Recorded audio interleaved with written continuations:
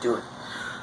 She was not in the least afraid of death hovering in her mind. Waiting alone at home, Reiko firmly believed that everything her husband was feeling or thinking now, his anguish and distress, was leading her just as surely as the power in his flesh to a welcome death. She felt as if her body could melt away with ease and be transformed into the merest fraction of her husband's thought. Listening to the frequent announcements on the radio, she heard the names of several of her husband's colleagues mentioned among those of the insurgents. This was news of death. She followed the developments closely, wondering anxiously as the situation became daily more irrevocable, why no imperial ordinance was sent down, and watching what had been at first taken as a movement to restore the nation's honor come gradually to branded with the infamous name of mutiny.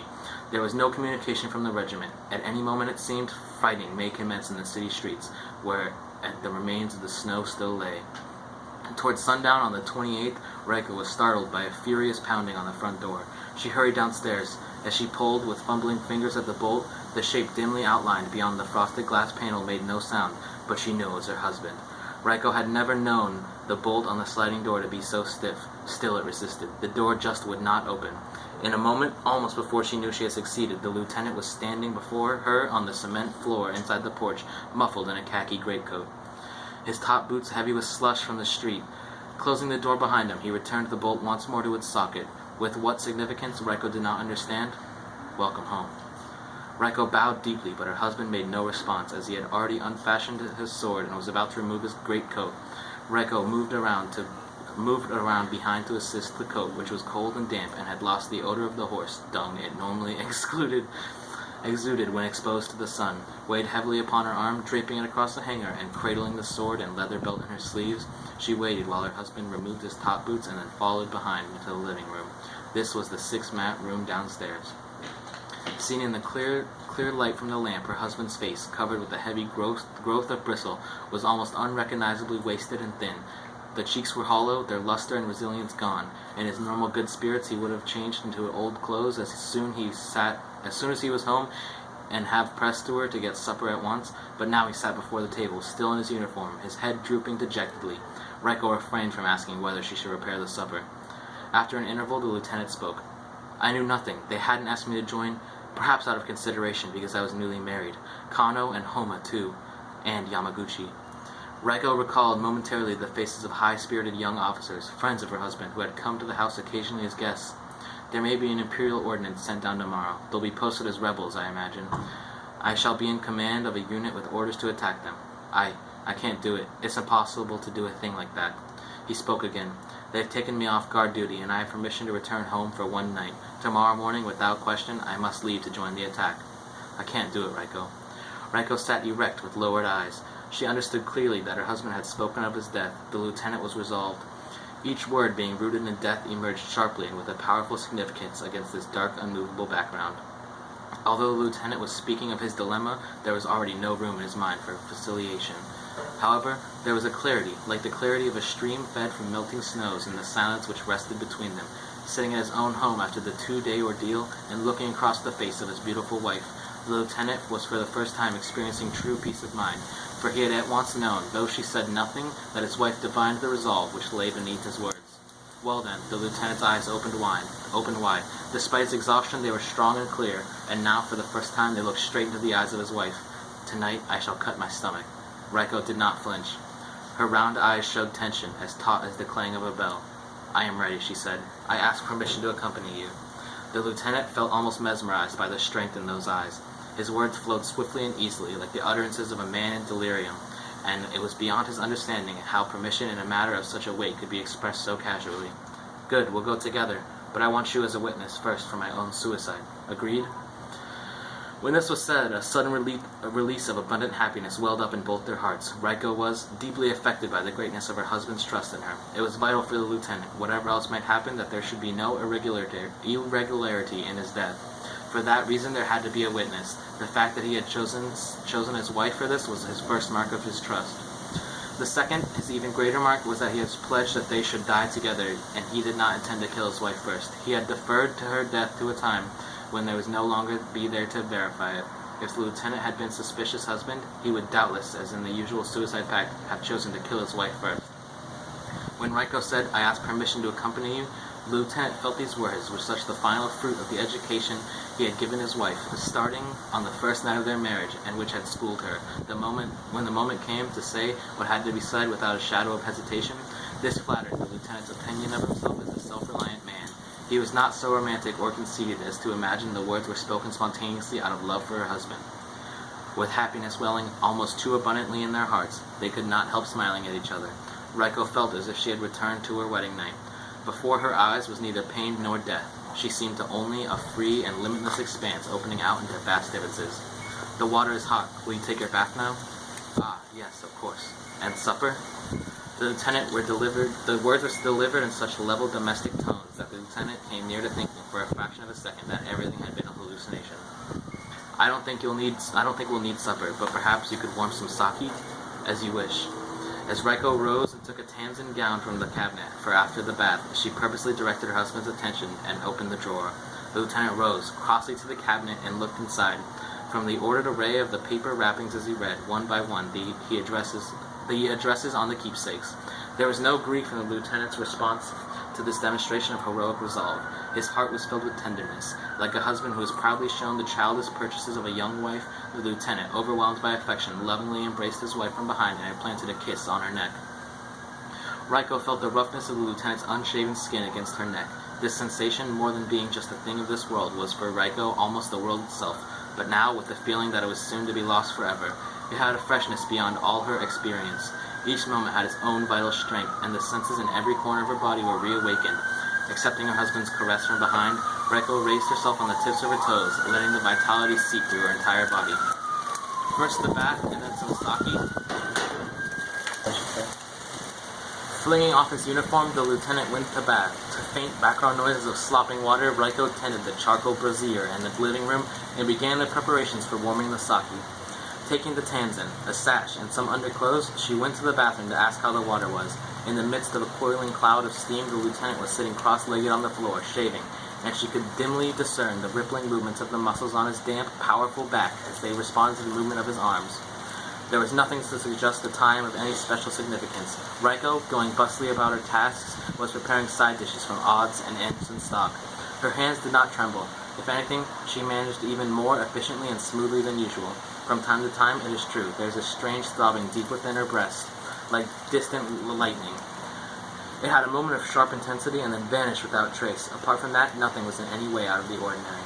The lieutenant, shaving in the bathroom, felt his warmed body miraculously healed at the last of the desperate tiredness of the days and indecision, and filled, in spite of the death which lay ahead, with pleasurable anticipation. The sound of his wife going about her work came to him faintly. A healthy physical craving, submerged for 2 days, reasserted itself. The lieutenant was confident there had been no impurity in the joy that they had experienced when resolving upon death.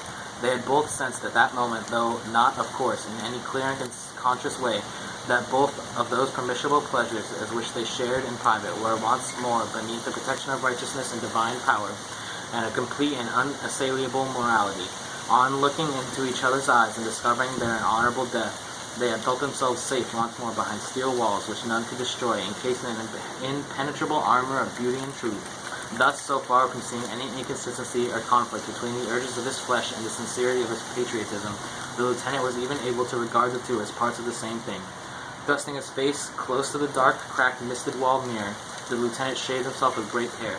This would be his death face. There must be no unsightly blemishes. The clean-shaven face gleamed once more with a youthful luster, seeming to brighten the darkness in the mirror. There was a certain elegance he even felt in the association of death and this radiantly healthy face. Just as it looked now, this would become its death face. Already, in fact, it had half departed from the lieutenant's special possession, personal possession, and had just become the bust above a dead soldier's memorial. As an experiment, he closed his eyes tight. Everything was wrapped in blackness, and he was no longer a living, seeing creature. Returning from the bath, the traces of the shave glowing faintly blue beneath his smooth cheeks, he seated himself beneath the now well-kindled charcoal brazier. Busy though Rico was, he noticed she had found time to lightly touch up her face. Her cheeks were gay and her lips moist. There was no shadow of sadness to be seen. Truly, the lieutenant felt, as he saw the mark of his young wife's passionate nature. He had chosen the wife he ought to have chosen. As the lieutenant had drained his sake cup, he offered it to Raiko. Raiko had never before tasted sake, but she accepted without hesitation and sipped timidly. "Come here," the lieutenant said. Raiko moved to her husband's side and was embraced as she leaned backwards across his lap.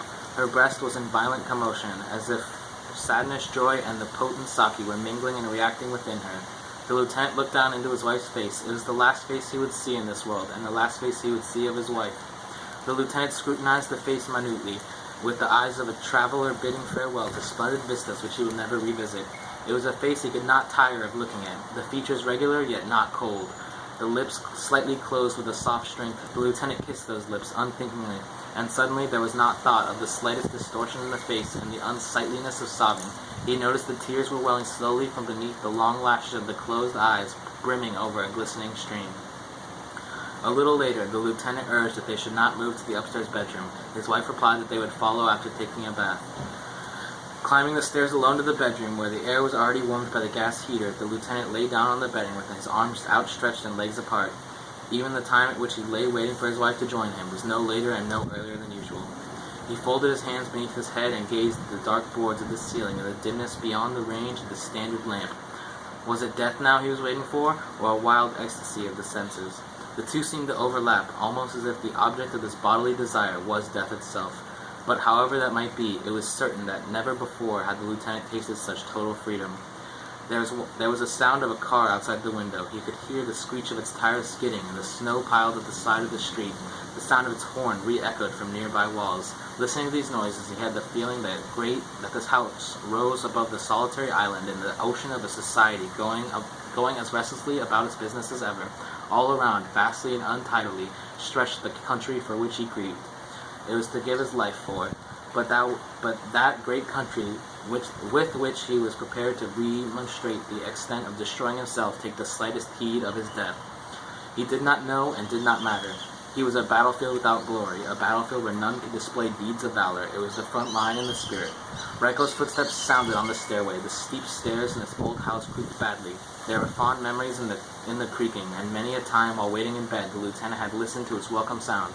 At the thought that he would hear it no more, he listened with intense concentration, striving for every corner of every moment of this precious time to be filled with the sound of these soft footfalls on the creaking stairway. The moment seemed to transform to jewels, sparkling with inner light. Raiko wore a Nagoya sash around the waist of her yukata, but as the lieutenant reached towards it, its redness sobered by the dimness of the light, Raiko's hand moved to the assistance and the sash fell away, slithering swiftly to the floor as she stood before him. Still in her yukata, the lieutenant inserted his hands through the side slits beneath each sleeve, intending to embrace her as she was, but at the touch of his fingertips upon the warm, naked flesh and the armpits closed gently about his hands, his whole body was suddenly aflame.